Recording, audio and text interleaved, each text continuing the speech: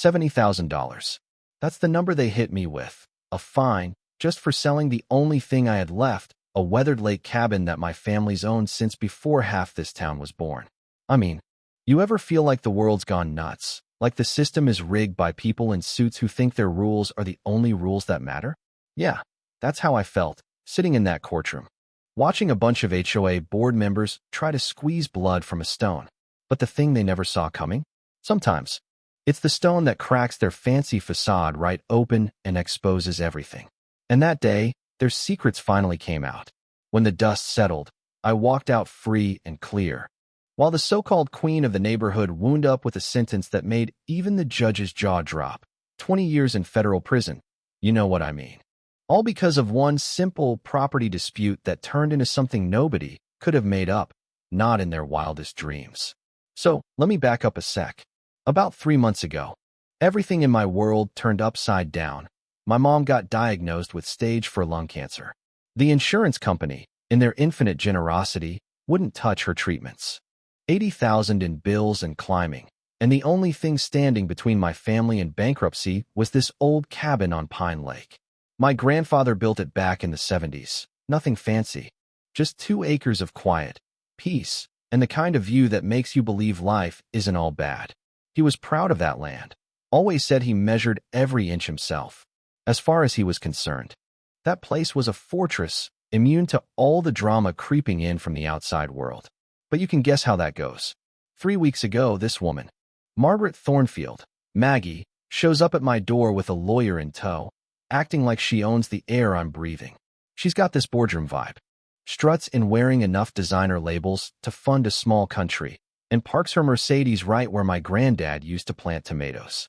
With her is Richard Blackwood, her attorney, who's got the personality of cold oatmeal and this habit of clutching his briefcase like it contains the nuclear codes. They come in, don't even bother with small talk. Maggie tells me, straight-faced, that my cabin is suddenly within the HOA boundaries because of a new survey. She flashes a glossy map, says I can't sell the place without their approval, and oh, by the way, I now owe them $70,000 for violating their rules. Now, if you've ever been blindsided by bureaucracy, you know how that hits, like a punch you never see coming. I tell her, that's impossible. This property's never been part of your development, and the original maps prove it. But Maggie just gives me this shark smile and tells me her documents are legally binding, thanks to her connections at City Hall. She even mentions my mom's illness, lets it slip she knows about the bills, the treatment, all of it, like she's already counted my bank account. That's when I realized this wasn't just about boundaries or paperwork. They were trying to shake me down, using my own desperation against me. But fate has a funny way of tipping its hand.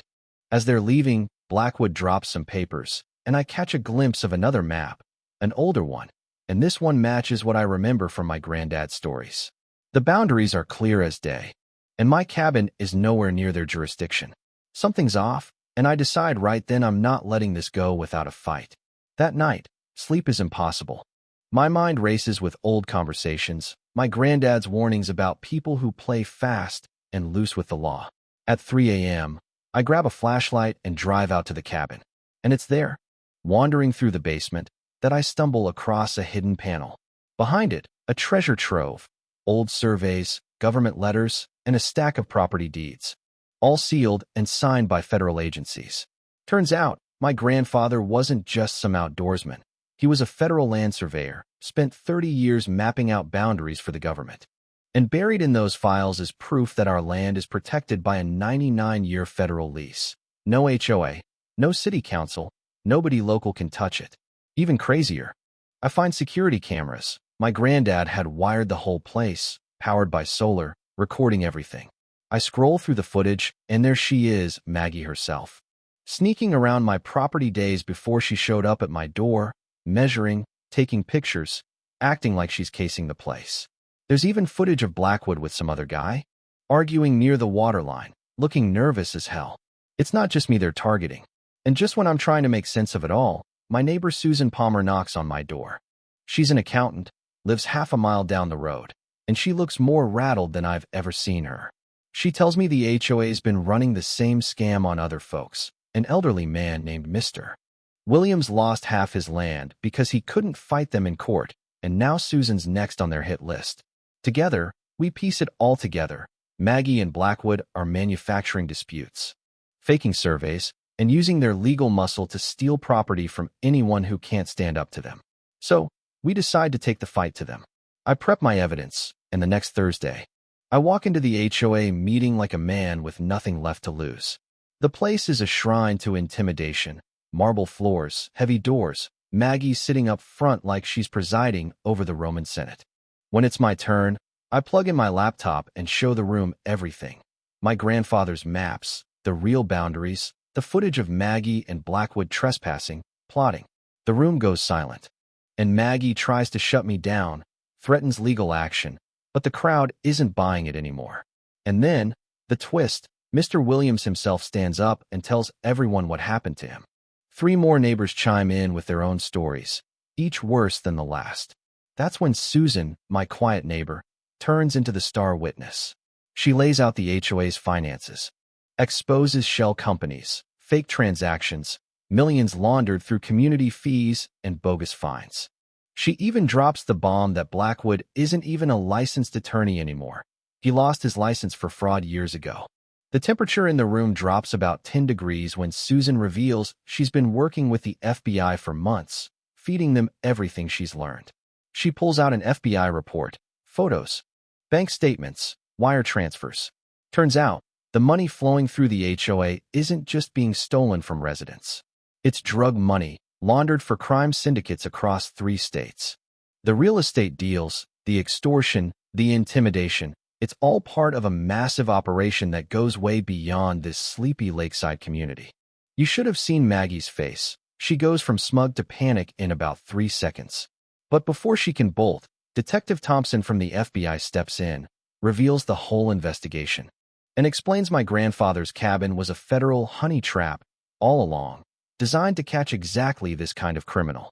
Suddenly, Maggie and Blackwood are facing federal charges, racketeering, money laundering, conspiracy, even murder when it comes out that witnesses in other HOAs died in suspicious accidents. But right when you think it's all over, the judge throws a curveball. Turns out, he's in on the scheme too, paid off by the same syndicate.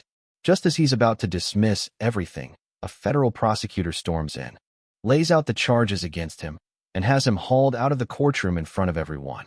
It's like a scene from a movie, except it's my life, and the stakes couldn't be higher.